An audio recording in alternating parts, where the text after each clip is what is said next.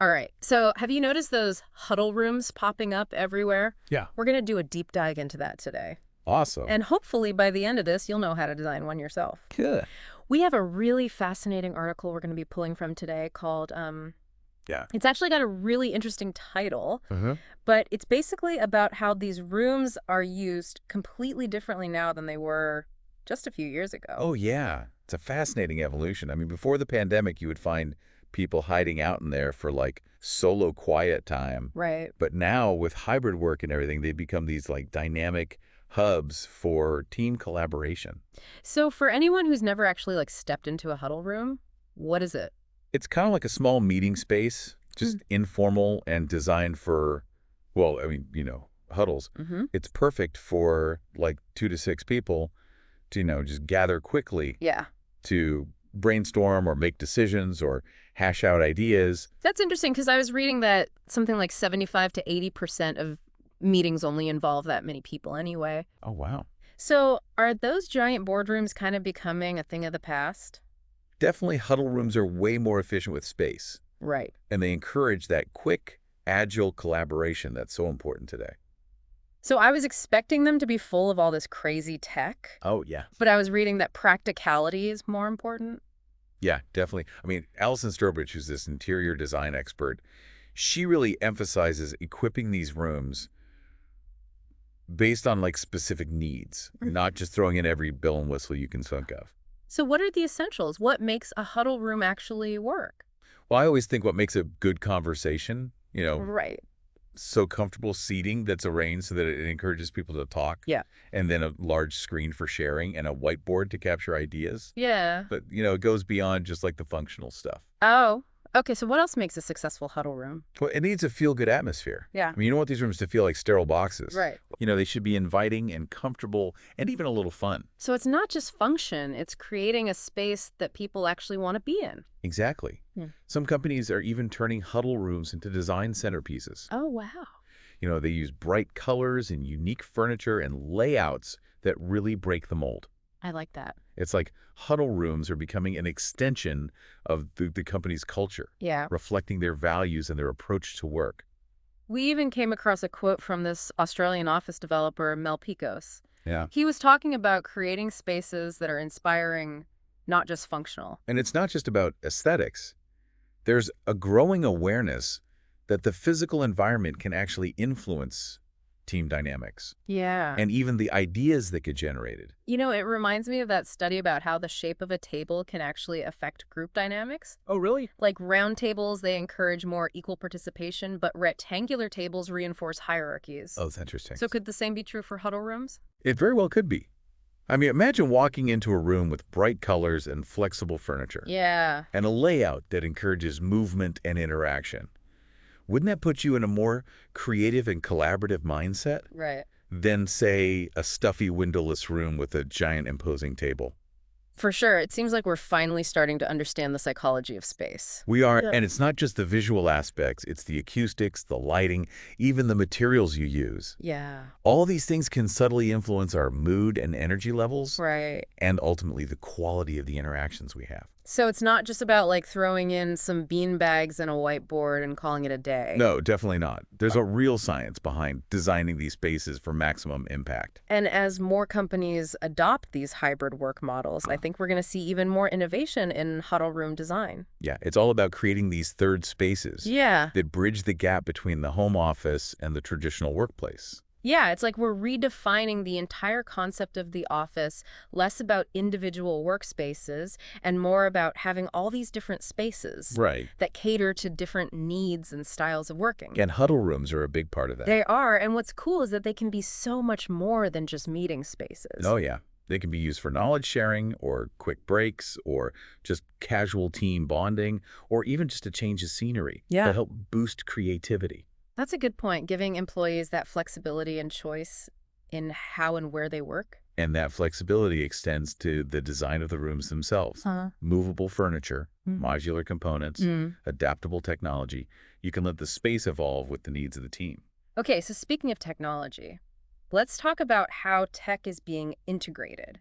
All right. I'm curious to know what's essential and what's just too much. Well, one thing that I think is really important is wireless connectivity. Oh, yeah, for sure, because who wants to deal with cables when you're Exactly. trying to brainstorm? It's all about seamless screen sharing and video conferencing and access to cloud-based collaboration tools. Yeah. Those are becoming standard. So it's about creating a tech-enabled environment, but not letting the technology take over. Right, exactly. And we're seeing some really innovative solutions like interactive whiteboards that can integrate with video conferencing platforms, Oh, wow. or even AI-powered tools that can like transcribe meeting notes and generate action items. Now we're talking. Yeah. That's taking it to a whole new level. It is. It's amazing how technology can enhance collaboration instead of just facilitating it. Right. But all this new technology must come with some challenges, right? Yeah, I mean, you have to make sure it's user-friendly. Yeah.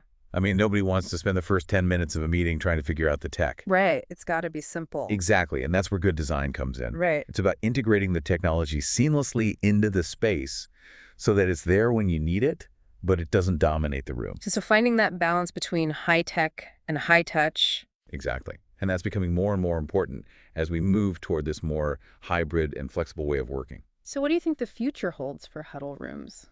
Well, I think we're really just getting started with what's possible as technology keeps evolving. I think we'll see even more creative uses for these spaces. Like huddle rooms designed for specific types of thinking. Exactly. Imagine a room optimized for brainstorming, or another for strategic planning, or even team building exercises. Yeah, that's so cool. The possibilities are kind of endless. So each huddle room would be its own little microenvironment. Yeah, and as we get more data on how people use these spaces, we can refine the design even further. Right. Optimized for productivity, creativity, and well-being. It's like huddle rooms aren't just a trend. They're a fundamental shift in how we think about work and the spaces where we work. Yeah, exactly. And as we become more intentional about designing them, we can create truly transformative experiences. Yeah. That foster collaboration, innovation, a deeper sense of connection among team members. So what are some of the key takeaways for our listeners who are thinking about putting huddle rooms in their own workplaces? Well, first, I think you need to really consider the needs of your team. Yeah. What kind of work are they doing? Yeah. How do they like to collaborate? What kind of technology would support their workflow? Right. So it's about tailoring the design to the people who are gonna be using it. Exactly. And don't be afraid to get creative. Yeah. There are no rules when it comes to huddle rooms. So make it reflect your company culture and values. Yeah, and most importantly, remember that it's not just about the physical space. Right. It's about creating an environment where people feel comfortable sharing ideas. Because that's what drives innovation. That's what Fascinating. drives success. Couldn't have said it better myself. It's funny. We always think about office design being about, functionality and efficiency. Yeah. But now it seems like there's this whole other layer, like understanding that the physical environment can actually have an impact on how we think and interact. Right. It's like we're rediscovering the power of space. Yeah. For so long, we were all about cramming as many people as possible into an area. Right. But now we're realizing maybe cubicles weren't the best for creativity and collaboration. It's like we were trying to fit square pegs into round holes. Exactly. And what's exciting about huddle rooms is that they're a break from that. Yeah. They're about creating spaces that are designed for specific types of interactions. So it's like giving teams the tools they need to do their best work, not just technology, but the environment itself. Right. And it's not just about work either. Oh, yeah. Think about all the other ways you could use these spaces, like a quick coffee break with a colleague, or brainstorming for a side project, or even just a place to decompress and gather your thoughts. So it's about creating a more human-centered workplace, a place where people feel comfortable and supported. Definitely. And I think that's something that's resonating with people, especially after the pandemic. People want connection. Yeah. They want a sense of community. And huddle rooms can give you that in a way that traditional offices just don't.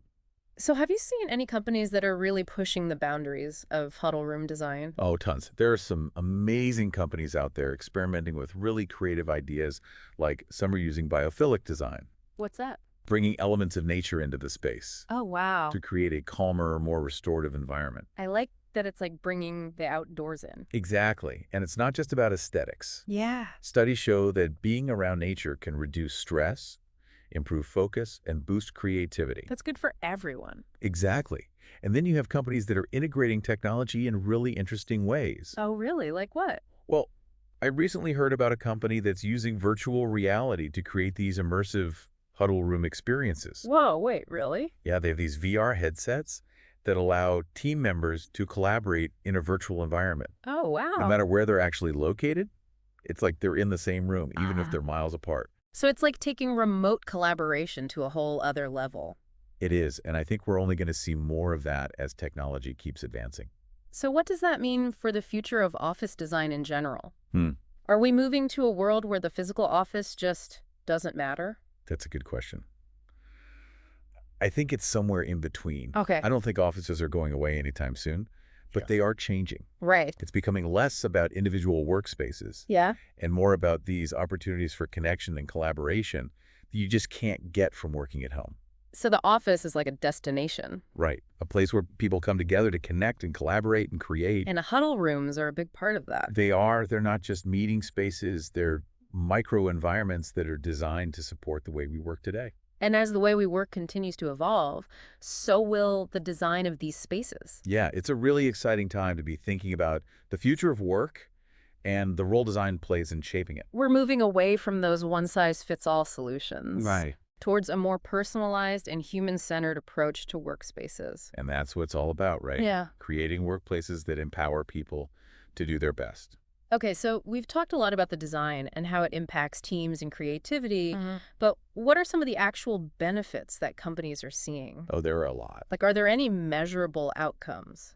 Definitely. There's a lot of research that shows a link between well-designed huddle rooms and positive business outcomes. Like what? For example, studies have shown they can lead to shorter meetings, faster decision-making, and increased productivity. That makes sense. Yeah, if you're in a smaller setting, you're less likely to get sidetracked. Right. And then there's the impact on innovation huddle rooms, create a more informal and collaborative atmosphere, Yeah. which can encourage people to share ideas and think more creatively. So it's like taking down the barriers to creativity. Right, and we're seeing this happen in the real world. Companies reporting more new ideas being generated and a faster time to market for new products and services. Wow, that's awesome. Yeah, it's like these rooms are little engines of innovation. They are, and it's not just about the number of ideas, but the quality as well. Right.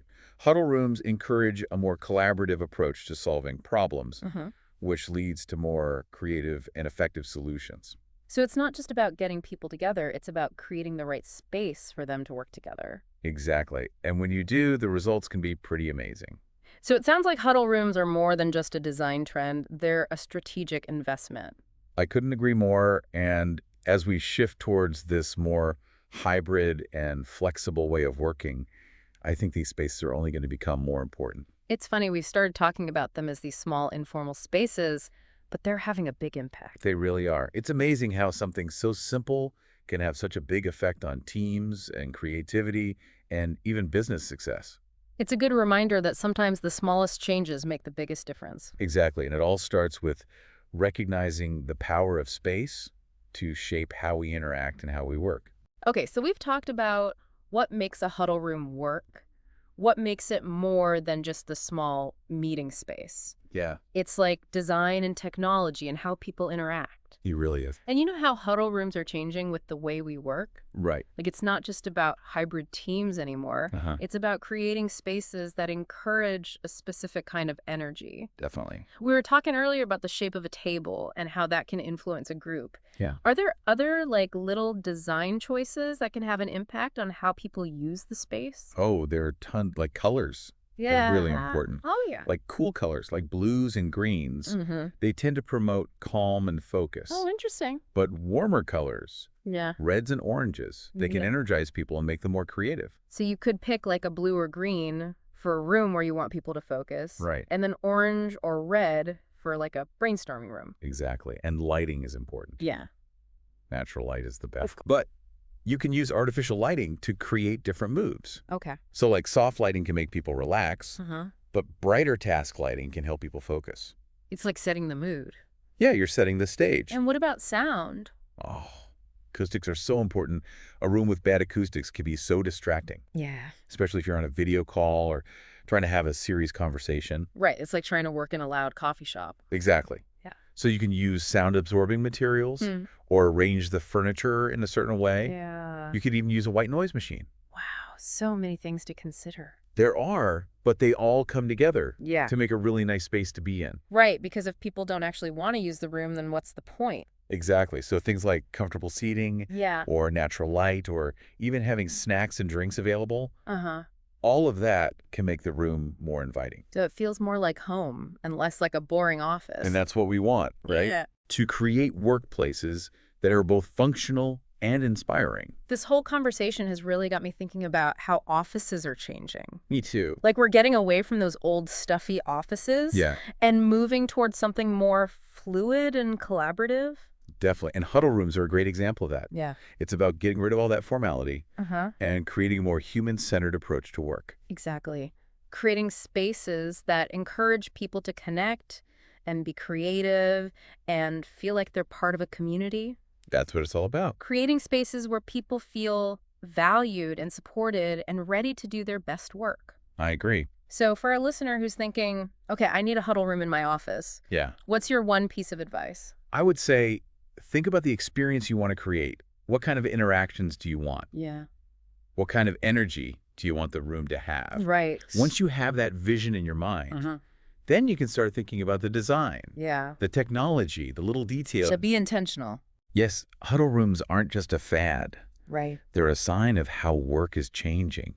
And if you design them well, they can be a really powerful tool Yeah. for better collaboration and a more engaged workforce. Absolutely. So there you have it, our deep dive into huddle rooms. We hope this was helpful and maybe even gave you some ideas. And we'd love to hear from you. Have you experienced a well-designed huddle room? What made it stand out? Share your thoughts. Until next time, keep on diving.